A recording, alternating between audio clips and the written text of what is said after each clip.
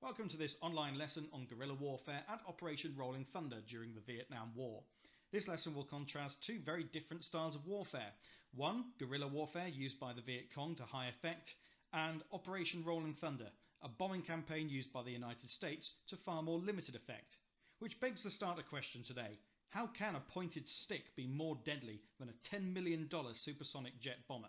Well, that's what we'll hope to answer by the end of this lesson, with many other things in between. The aims today then, to know the nature of guerrilla war and bombing in the Vietnam War. Secondly, to explain their effectiveness. And thirdly, to evaluate US tactics. Firstly, we're going to have a look at some of the key terms that were used in this lesson. Today's entries in Cloak's compendium of annoying old-fashioned words that you need to know are: guerrilla war, a type of warfare where a small army can take on a more powerful one by using hit-and-run tactics. For example, a small and lightly equipped army that knows the terrain can ambush a much more effectively and much more heavily equipped enemy. Secondly, strategic bombing, using planes to bomb factories, bridges and other important sites to harm the enemy's war effort behind the battlefield. So, for example, by bombing a bridge, you may well prevent reinforcements arriving at the battlefield, gaining a strategic advantage, hence strategic bombing. Thirdly, SAM. This is an acronym for Surface-to-Air Missile. The Russians produced thousands of these and sent them with advisors to North Vietnam, and they were used to deadly effect against American aircraft. Fourthly, Punji Trap, a simple but deadly trap to injure or kill soldiers. We'll be looking at these in a little bit more detail in a couple of moments. Your first tasks then: record the key terms, and secondly, why might Punji traps be an effective part of guerrilla warfare? If you want to have a go at those tasks now, please pause the video and then we'll carry on. Done? Well, let's have a closer look at what the Punji Trap was. This does carry a bit of a warning. Some of these images you might not like very much, but this is the nature of history sometimes.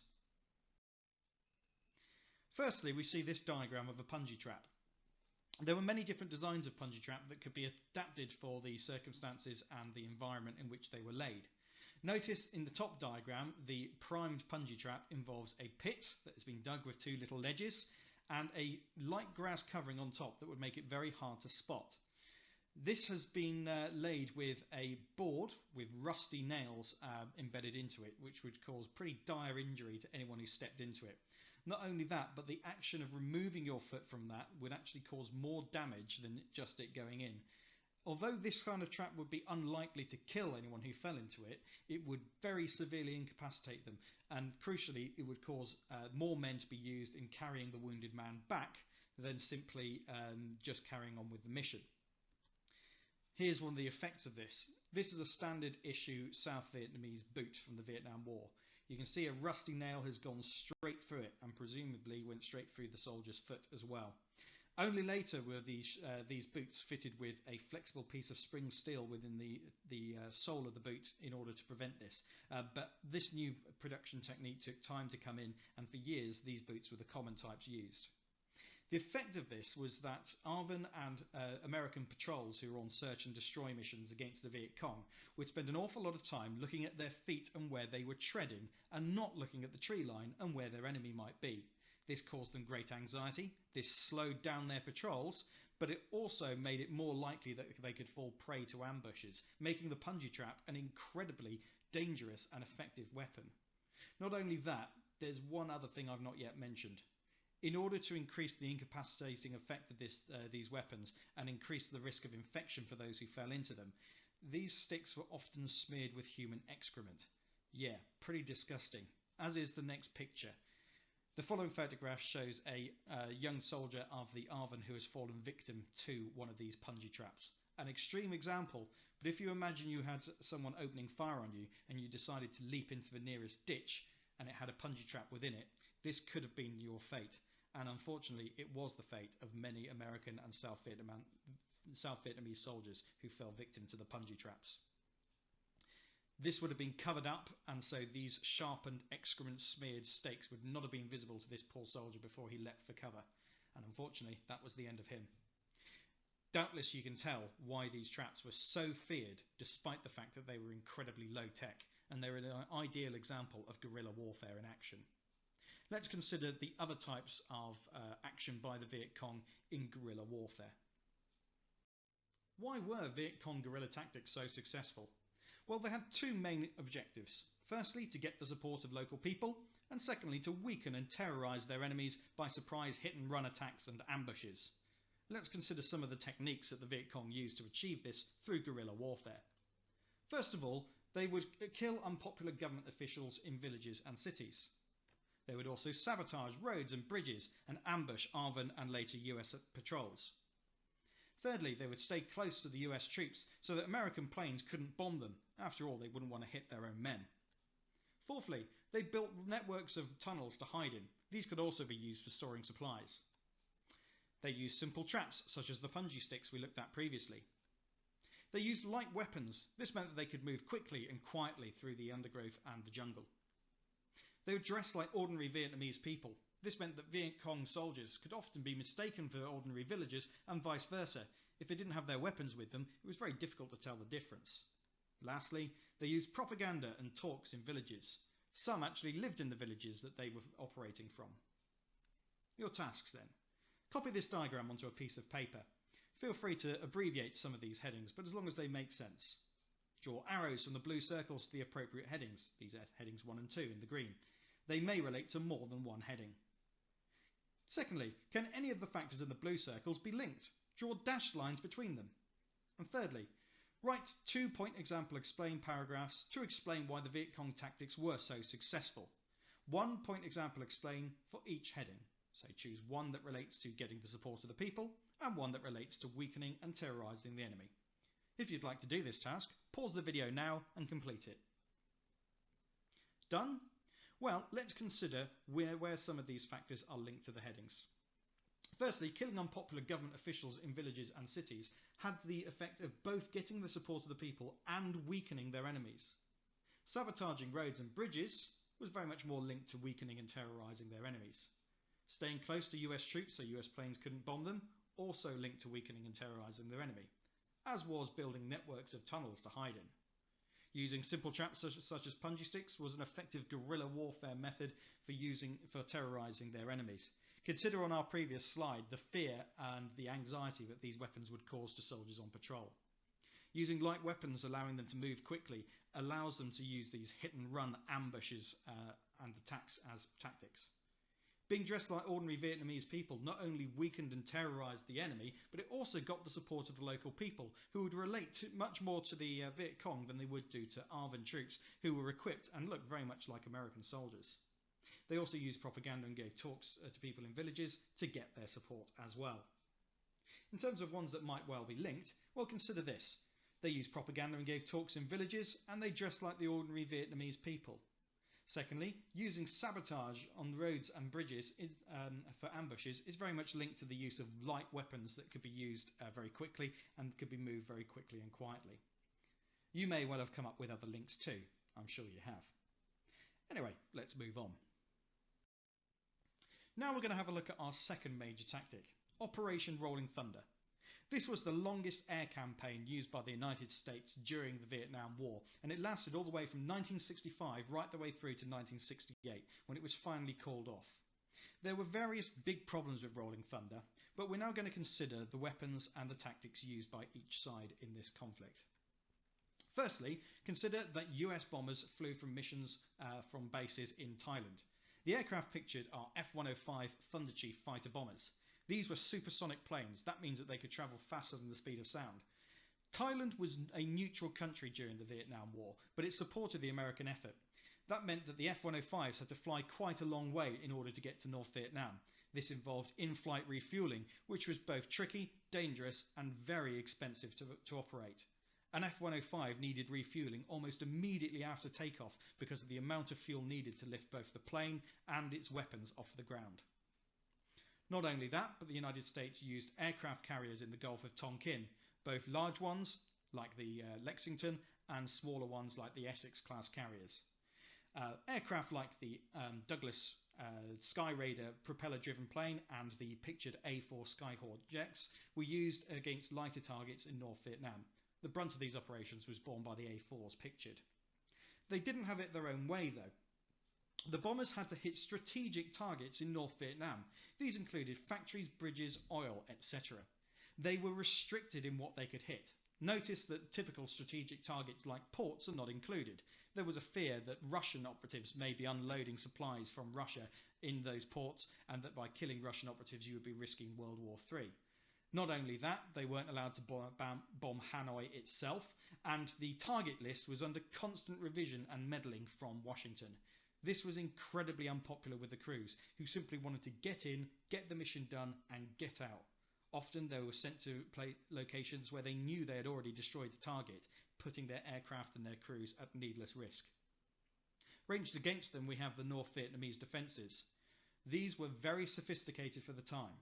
They included Russian-built anti-aircraft guns, MiG fighters like the MiG-17 pictured, and SAMs. Remember, that means surface-to-air missiles. The SAM sites pictured on the map are SA-2 guideline missiles. These flew at 3 times the speed of sound and could reach miles into the air. They were guided by radar, and once they'd locked onto a target, it was very difficult to shake them off. Not only that, the MiG fighters, while basic compared to the American equipment, were incredibly manoeuvrable. Many of these were not armed with missiles like the American planes, but in the close-in, low-altitude fighting of the Vietnam War, having guns that you could simply point at an enemy and then let fly was much more effective often than a twisting and turning dogfight trying to rely on the radar lock of a missile, which may never lock. This made the MiGs simple and very effective. Worse still, the target list in Operation Rolling Thunder did not typically include the air bases where these MiGs flew from. Why? Well, it's because it was known that Russian pilots were there training the North Vietnamese how to fly the Russian and Chinese-built equipment. Again, risking bombing Russian personnel would only risk escalating the war even further. If you want to know more about Operation Rolling Thunder, I've put a link in the description section of this video to a simple history video which will go into much more detail about the equipment used in each side. But the basics are all here. Lastly, North Vietnam was supplied by Communist China and Russia. The usual principles of strategic bombing is that you hit the factories where your enemy's weapons are being made. However, the best weapons being used by the North Vietnamese were being made in factories in China and Russia. The Americans simply couldn't fly over to China and Russia and bomb them. That would have caused a little thing called World War III and potentially the end of the world. A big no-no. So, Rolling Thunder is an operation that from the very start seemed to have both hands tied behind its back, and yet it carried on for 3 years. Your task said, you won't probably have a copy of this map, but what you may be able to do is to record the details around a mind map. Explain why the USA wanted to hit these targets, and as an extension, consider the role of Russia and China. Why might this make Operation Rolling Thunder so ineffective? Pause the video now, complete the tasks, and then we'll move on. Done? Well, hopefully you got an understanding of how Operation Rolling Thunder was intended to work. Now let's consider why it failed. In the photograph you can see F-105 Thunder Chief fighter bombers bombing at high altitude. However, it was common in Operation Rolling Thunder for these Thunder Chiefs to have to bomb much smaller targets from much lower altitude. Despite the speed of the F-105 and its devastating bomb load, at low altitude it was a sitting duck for Vietnamese missiles, anti-aircraft guns and fighters. Around 800 F-105s were built in its entire production run. Almost half of these were lost in accidents and in combat in Vietnam. Virtually no other aircraft in all of military history has suffered such a loss rate. And yet the F-105 was an excellent design. Its pilots loved it. It wasn't the plane's fault. There was something wrong with the tactics being used in Operation Rolling Thunder, and let's consider those now. At the start of 1964, before the Gulf of Tonkin incident, there were still technically no US boots on the ground in Vietnam. So why was Johnson reluctant to commit ground troops? Well, one of the reasons is that in the minds of the American public, sending infantry in felt like a very much more real war, whereas by using air forces, it seemed that American soldiers were being kept at more of a distance from the action. This may seem perverse, but in the minds of many of the public, it was more acceptable to consider an aeroplane shot down than troops being actually sent in to fight. Instead, Johnson authorised a bombing campaign of North Vietnam. Initially, North Vietnamese army defences were weak, but eventually they had Russian and Chinese supplied surface-to-air missiles and fighters. Ultimately, Rolling Thunder failed because it did not succeed in its primary aim, which was to make the North Vietnamese give up. They didn't. If anything, Rolling Thunder only strengthened their resolve. Let's consider why. The first effect of Operation Rolling Thunder relates to the Ho Chi Minh Trail. Remember, this is the supply route through Laos and Cambodia that got supplies to the Vietcong in South Vietnam. Bombing caused significant damage to roads and bridges on the Ho Chi Minh Trail, but it was constantly repaired. Amounts of supplies moved on the trail actually increased despite the bombing, and the North Vietnamese army developed tunnels to protect soldiers and supplies. Secondly, destruction. Bombs, including the firebombs, napalm, caused destruction.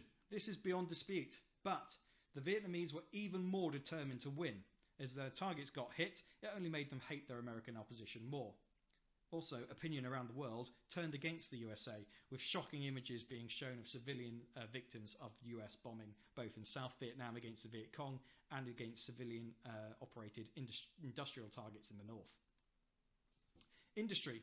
Bombing affected North Vietnamese factories and industry. This again is true. But most of the vital war supplies were made by the USSR and China. These factories were simply beyond the range of American bombers. Even if they had been able to reach them in terms of flying to them, it would have escalated the war into World War III and potential nuclear annihilation.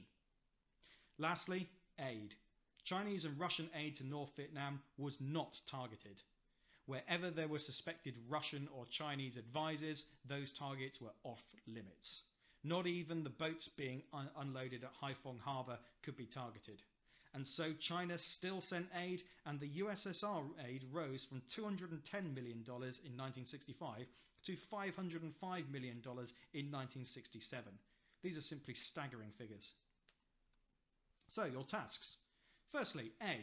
What aspects of the operation were successful for the US? It is important to recognise that Rolling Thunder did achieve some of its aims.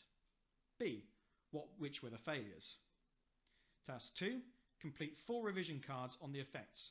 A revision card contains all the detail that you need on those effects and makes it memorable. Consider making a small selection of cards and then, by memory, writing out the information on the back. Thirdly, explain in a short summary or paragraph why Operation Rolling Thunder failed. Pause the video here and then continue whenever you're ready. Done? It's clear that Operation Rolling Thunder had some successes, but an awful lot of failures too. Now, whether you think that Operation Rolling Thunder was worth the expenditure that the US spent on it is really down to your own interpretation. And we're going to be looking now at a couple of real historians' interpretations. This will be exam practice. Let's consider some interpretations of Operation Rolling Thunder. This is a crucial component of Paper 3. You may be asked to consider interpretations of the civil rights campaigns or of the Vietnam War if you were doing the Edexcel topic, USA 1954 to 1975, a conflict at home and abroad. The interpretations we're looking at today are on Operation Rolling Thunder. Remember, when dealing with interpretations, we do not treat them in the same way as sources. We are not trying to pick holes in them and decide whether they're reliable or not. We're simply trying to understand why historians studying a similar topic may come to different conclusions about that bit of history. Let's have a look at Interpretation 1. Interpretation 1 is from a book called The Vietnam War, 1956 to 1975 by Andrew West. He is discussing Operation Rolling Thunder. If you'd prefer to read those yourself, pause the video and then skip forward to the next slide. If you'd prefer to hear me read them, this is Interpretation 1 now. The North's war supplies came, in the main, from its communist allies, who the American bombers could not reach. Although the US dropped over 643,000 tons of bombs in North Vietnam, the return on the investment was negligible, which means tiny. Estimates by 1967 suggest that it cost the USA $9.60 to inflict only $1 of damage. In addition, the fighter bombers that carried out the bulk of the bombing stood only 50% chance of surviving their one-year tour of duty. Now let's consider Interpretation 2. This is also from a history book called The Vietnam War, this one written in 2007, by Mitchell K. Hall. He is discussing Operation Rolling Thunder as well. During 1966, Rolling Thunder expanded to include North Vietnam's oil storage facilities, including those in Hanoi and Haiphong areas, and destroyed 70% of the North's capacity. Sorties, that's a military term for a mission, one sortie relating to the exit of one plane, but not necessarily its return, of course. Sorties, or missions, reached 108,000 in 1967, dropping 226,000 tons of explosives on North Vietnam. During that year, the United States hit electrical, steel and cement factories and targets near Hanoi, Haiphong and the Chinese border with an estimated damage of $340 million. Both of these interpretations are by trained historians writing in proper history books, and a reminder not to treat them in quite the same way as sources. In Interpretation 1, it highlights the financial cost of Operation Rolling Thunder, considering its very limited damage. In Interpretation 2, the focus is more upon the damage. Let's consider some other factors that we might relate to these interpretations. Consider these two pilots. The one on the left, with his arm leaning against his P-51 Mustang fighter, is a typical American fighter pilot from the Second World War. He would have been trained over the course of no more than usually a couple of months before being thrown into action. Of course, these soldiers or pilots were very inexperienced to begin with, but they could later become very successful. Just look at the kill markings on the side of that pilot's cockpit. Now consider the pilot on the right. Here he is inspecting one of the Sidewinder missiles on his F-4 Phantom fighter. He had to do a very complex job. He had to understand radar systems. He had to understand a very complex aircraft with none of the, or very few of the automated systems that pilots enjoy today. Notice how much older he is as well. Pilots in the Vietnam War took an awful lot longer to train than they did in the Second World War, and this was an expensive and lengthy process. And in fact, the eagle-eyed among you may have noticed something else. Yes, this is the same man. This is Colonel Robin Olds, seen on the left as he was in the Second World War where he got the first of his kills, and seen on the right during the Vietnam War where he became a very famous fighter leader in Vietnam. If Colonel Olds was shot down, and I'm pleased to say for Colonel Olds' sake he wasn't, he survived the war, he was virtually irreplaceable. It would take literally years to train someone to the standard that he was able to perform at during the Vietnam War.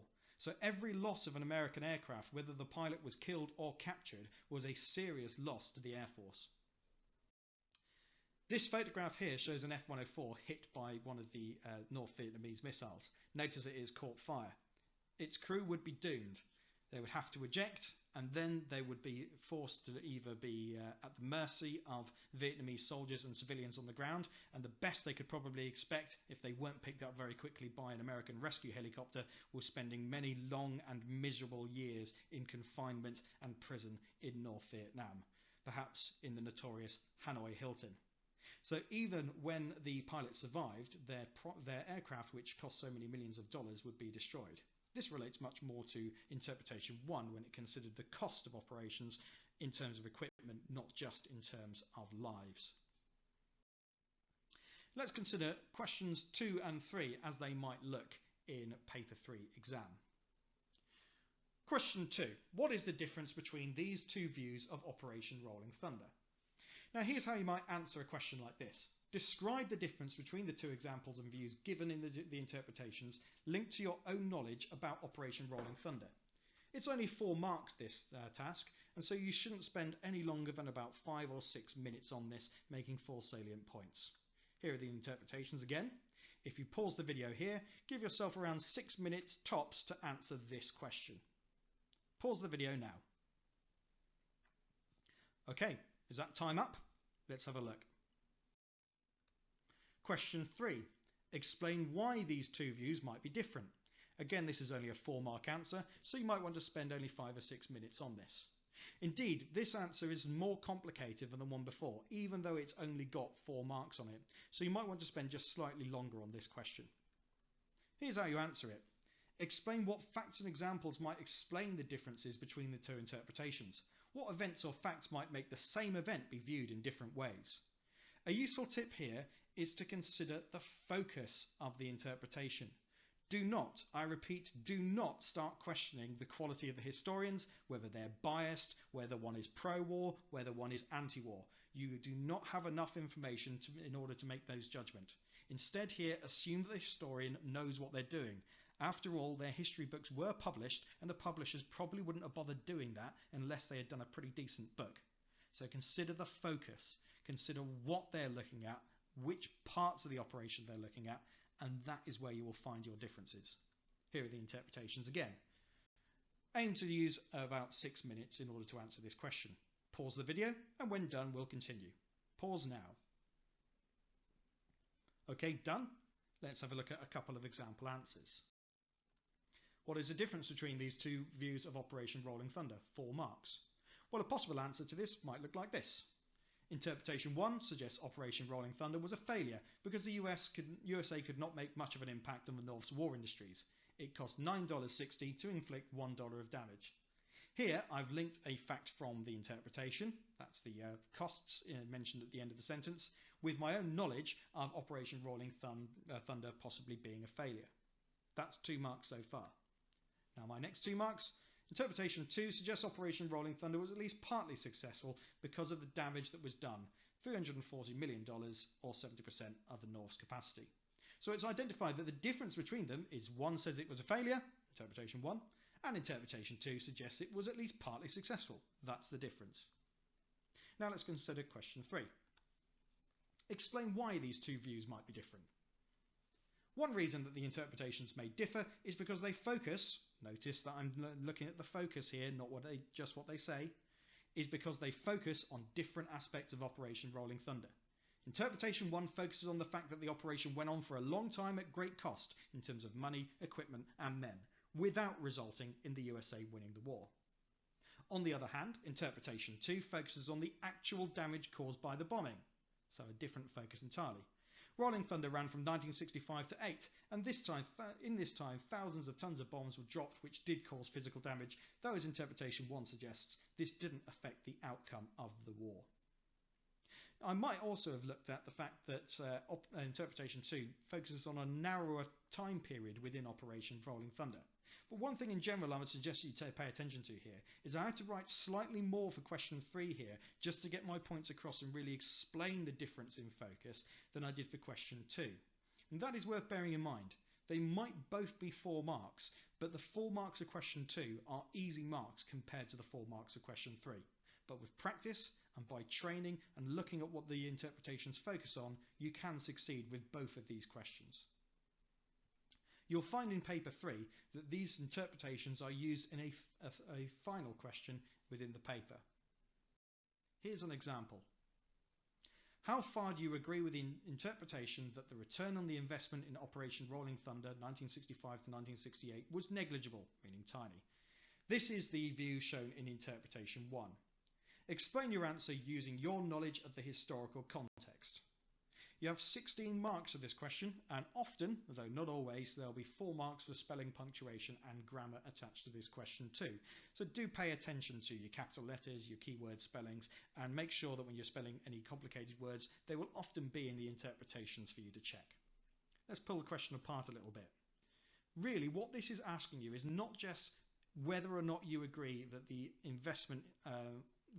return on the investment of Operation Rolling Thunder was tiny.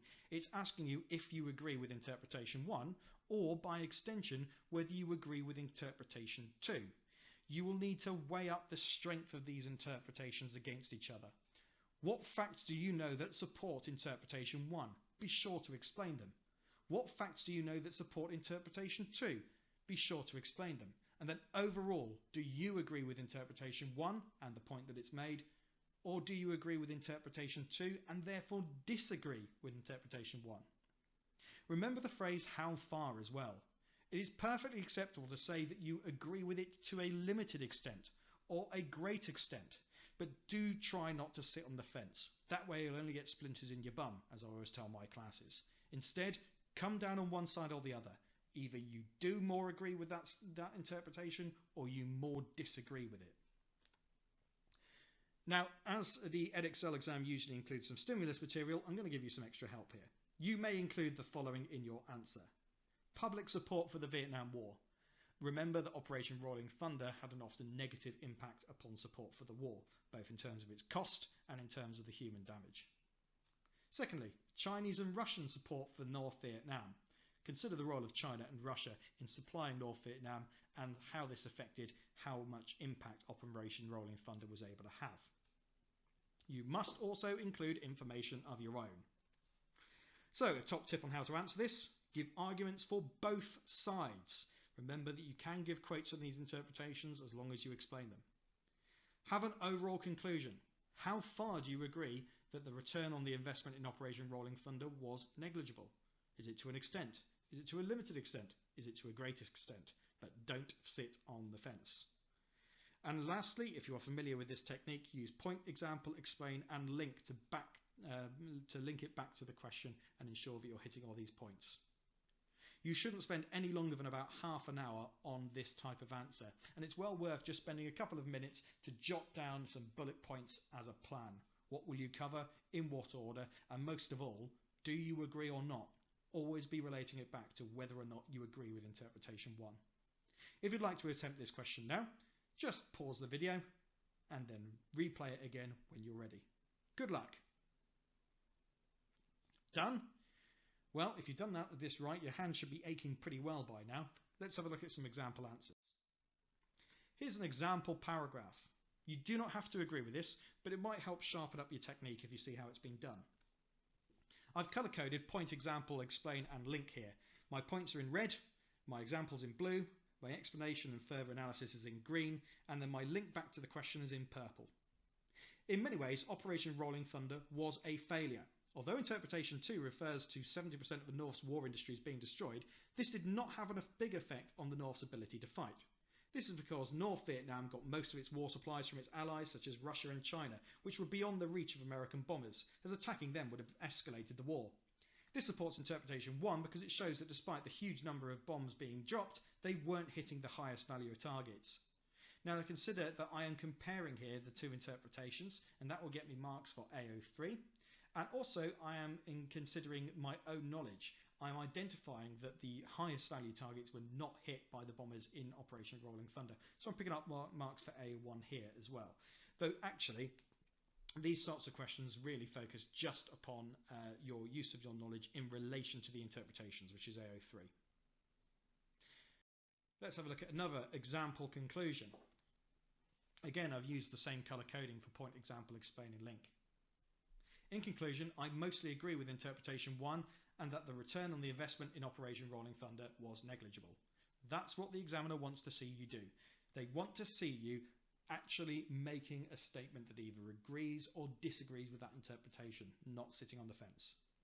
Although interpretation 2 rightly points out that American bombers devastated the North's war industries, 70% destroyed, this did not affect the outcome of the war.